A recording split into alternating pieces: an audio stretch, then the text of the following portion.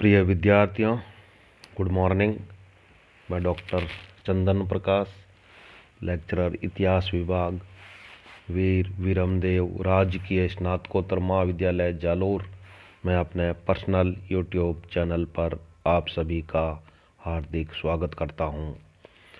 प्रिय विद्यार्थियों, आज हम BA second year paper first के अंतर्गत मुगल बादशाह जहांगीर की दक्षिण नीति का अध्ययन करेंगे।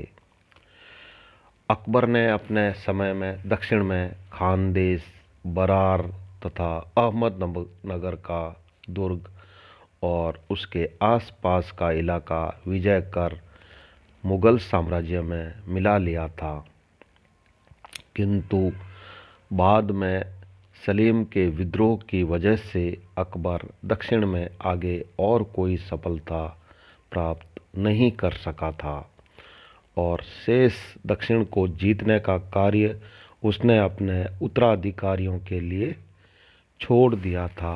अतः जहांगीर को दक्षिण में आगे बढ़ने की नीति अपने पिता से विरासत में मिली, लेकिन जहांगीर दक्षिण में कोई विशेष सफलता प्राप्त न कर सका, क्योंकि एक तो उस समय दक्षिण की तीनों रियासतें अहमदनगर, बीजापुर और गोलकुंडा एक थी और दूसरा मलिक अंबर, जो कि अहमदनगर का एक योग्य संगठनकर्ता व सेनापति था, का विरोध था।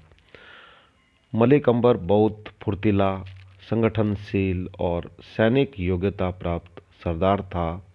जैसा कि डॉक्टर R.P.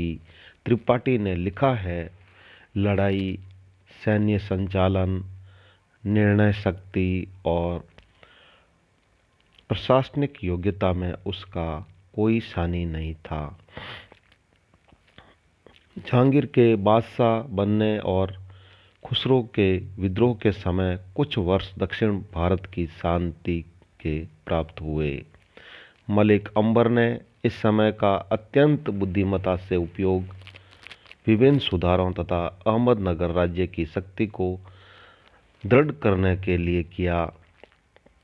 उसने राजा टोडरमल की प्रणाली से प्रेरणा लेकर कृषि योग्य भूमि की नाप जोख के आधार पर नकद माल गुजारी वसूल करनी आरंभ की, जिससे यथेष्ट धन खजाने में पहुंचने लगा। इधर उसने अहमदनगर के सीमित साधनों को ध्यान में रखते हुए छापामार रणकला को अपनाया, क्योंकि खुले रूप से मुगलों से लड़ना अहमदनगर जैसे राज्य के लिए असंभव था। मराठे छापामार युद्ध में सिद्धहस्त थे, अतः मराठा घुड़सवारों की संख्या बढ़ा दी गई और छापामार रणकला के लिए उन्हें खूब प्रशिक्षित किया गया। इस प्रकार आंतरिक सुधार करने तथा मराठों को गुरिल्ला युद्ध कला में दक्ष करने के बाद मलिक अंबर मुगल अधिकार में गए हुए अहमदनगर के इलाकों को वापस जीतने में लग गया। उसने बीजापुर से ही सैनिक सहायता प्राप्त कर ली। मुगल अधिकारियों की आपसी ईर्ष्या, फूट और उदासीनता की वजह से मलिक अंबर सफलता पर सफलता प्राप्त करता गया और शीघ्र ही खोए हुए अहमदनगर के इलाकों पर अधिकार कर लिया। इस भांति जहांगीर ने अपने राज्यकाल के आरंभ में ही दक्षिण का प्राय वह समस्त भाग जो उसके पिता ने जीत कर साम्राज्य में मिलाया था, खो दिया। जहांगीर ने 1608 ईस्वी में उन इलाकों को वापस जीतने के लिए अब्दुल रहीम खान खाना को एक सेना के साथ दक्षिण भेजा। खान खाना को दक्षिण की राजनीति और युद्ध का पर्याप्त अनुभव था। उसने 1608 ईस्वी से 1610 ईस्वी तक सेना का संचालन किया, परंतु उसे कोई सफलता न मिल सकी। अतः खान खाना के स्थान पर 1611 में खाने जहां लोदी, खाने जमा, मान सिंह, अब्दुल्ला खां आदि को एक साथ अहमदनगर पर आक्रमण करने का आदेश दिया गया, लेकिन इससे पहले कि सेना की कमान संभाले, खान खाना को एक बहुत बुरी हार का मुंह देखना पड़ा। अहमदनगर पर अचानक आक्रमण में वह बुरी तरह विफल हुआ। छापामार रणशैली के सामने उसने घुटने टेक दिए और मलिक अंबर से संधि करके वह बुरहानपुर लौट आया।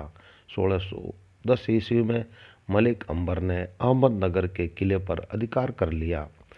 खाने जहां ने अपने साथियों के साथ अहमदनगर पर आक्रमण करने की जो योजना बनाई वह असफल रही, क्योंकि अब्दुल्ला खान ने अन्य सरदारों से बिना संपर्क रखे गुजरात की तरफ से अहमदनगर पर जो आक्रमण किया उसमें वह मलिक अंबर से पराजित हुआ और उसे हार कर गुजरात भागना पड़ा। अतः जहांगीर को 1612 ईस्वी में खान खाना को पुनः दक्षिण का गवर्नर बनाना पड़ा। खान खाना ने मलिक अंबर को हराने के लिए पूरी तैयारी की और रोशन गांव की लड़ाई में अहमदनगर, बीजापुर और गोलकुंडा की सम्मिलित सेना को वह हराने में भी सफल हुआ, परंतु उसके बाद वह कोई प्रगति नहीं कर सका, क्योंकि खान खाना और शाहजादा परवेज एक दूसरे के साथ नहीं निभ सके।